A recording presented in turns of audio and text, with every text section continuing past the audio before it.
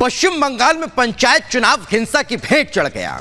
कहीं बवाल हुआ, कहीं आगजनी हुई, कहीं बैलेट पेपर को लूट लिया गया तो कहीं मतपेटियों को तोड़ दिया गया। मतदान केंद्रों पर तोड़फोड़ की तस्वीरें सामने आई।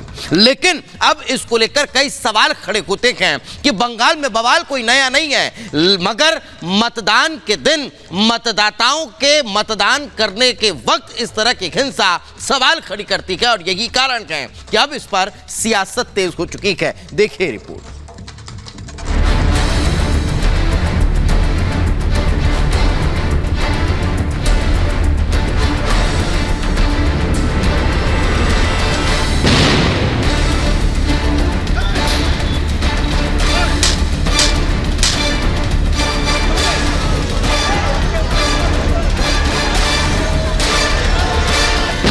बमबाजी से बंगाल दहल उठा, हिंसा की आग में सुलग उठा, खुलेआम फायरिंग हुई, मतपेटियां लूटी गईं, पत्थरबाजी की गई और ये सब कुछ हुआ सुरक्षा के पुख्ता दावों के बीच, पश्चिम बंगाल पुलिस की नाक के नीचे। मतदान की शुरुआत से लेकर अंत तक पूरे पश्चिम बंगाल में उपद्रवियों ने जमकर उत्पात मचाया। चुनावी रंजिश में सूबे को हिंसा की आग में झोंक दिया। हिंसा की सारी हदें पार हो गई। कूच बिहार में दंगाइयों ने बैलेट बॉक्स को आग के हवाले कर दिया तो बैरकपुर में मतदान के दौरान पत्थरबाजी और फायरिंग हुई और एक शख्स खुलेआम गोलियां चलाता नजर आया।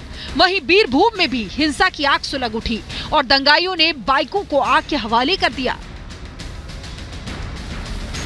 इसके साथ ही दक्षिण 24 परगना में भी जबरदस्त बवाल हुआ। जमीर गाछी इलाके में बमबाजी हुई और उपद्रवियों ने वाहनों में भी तोड़फोड़ की। दक्षिण 24 परगना में लगातार इस तरह की तस्वीर सामने आई कि यहां पर बमबाजी हुई। ये जो आपको निशान दिख रहा होगा, ये बम का ही निशान है जो कि एक घर को टारगेट करते हुए यहां पर फेंका गया है। ये काला धब्बा जो आपको नजर आ रहा है, यहीं पर बम फेंका गया था। पंचायत चुनाव में जीत की भूख ऐसी है कि बंगाल को अराजकता की आग में झोंक दिया। खुलकर खून खराबा हुआ। पिछले 24 घंटे में 18 से ज्यादा लोग चुनावी हिंसा का शिकार हो गए तो पश्चिम बंगाल सरकार सवालों के कटघरे में खड़ी हो गई। ये कानून व्यवस्था का चरमराना भी है और लोकतंत्र की हत्या भी है। ये बंगाल में ममता बनर्जी जी की नाक के नीचे हो रहा है, बहुत खुले में हो रहा है। जो अवार्ड वापसी की बात करते थे, क्या उनको अब लोकतंत्र की हत्या होते नहीं दिखती है?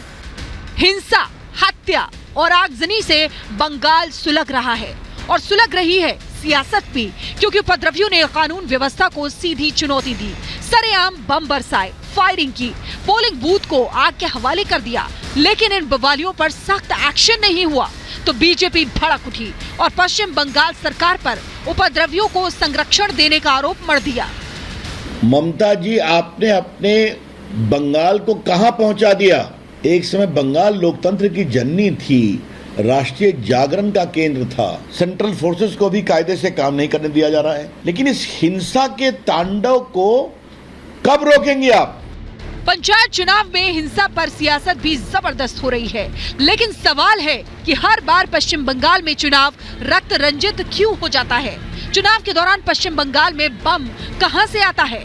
सूबे को हिंसा की आग में कौन झोंकता है? क्योंकि ये पहली दफा नहीं है जब बंगाल में चुनावी हिंसा हुई हो। जब जब चुनाव आता है तब तब पश्चिम बंगाल का चुनावी रक्त चरित्र सामने आता है।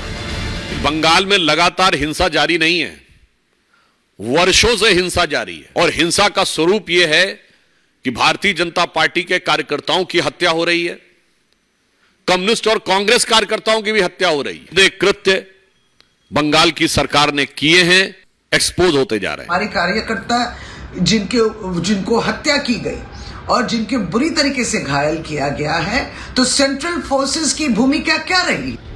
पंचायत चुनाव में हिंसा, हंगामा और हत्या पर छिड़ी सियासत के बीच बीजेपी ने केंद्रीय गृह मंत्री अमित शाह को चिट्ठी लिखकर हस्तक्षेप करने की मांग की है। साथ ही बीजेपी नेता शुभेंदु अधिकारी ने राज्य चुनाव आयोग से मुलाकात कर मांग की कि जिन जगहों पर हिंसा हुई, मतपेटियां लूटी गयी, वहां फिर से चुनाव हो, साथ ही हिंसक घटनाओं की गहन जांच हो। हम लोग डिमांड किया सीसीटीवी फुटेज उसको एग्जामिन करके जहां जहां सीसीटीवी नॉन फंक्शनिंग था और जहाँ जहाँ धांधली हुआ है, रीग हुआ है, वह सबके रिपोल कराए। पश्चिम बंगाल में हिंसा पर सियासी सवाल सुलग रहे हैं। सवाल है कि क्या ममता राज में राम भरोसे है कानून व्यवस्था? हिंसा फैलाने वालों पर सख्त एक्शन क्यों नहीं? और सवाल ये भी कि हर बार हिंसा क्यों हो जाता है बंगाल में चुनाव? Bureau report, Republic Bharat.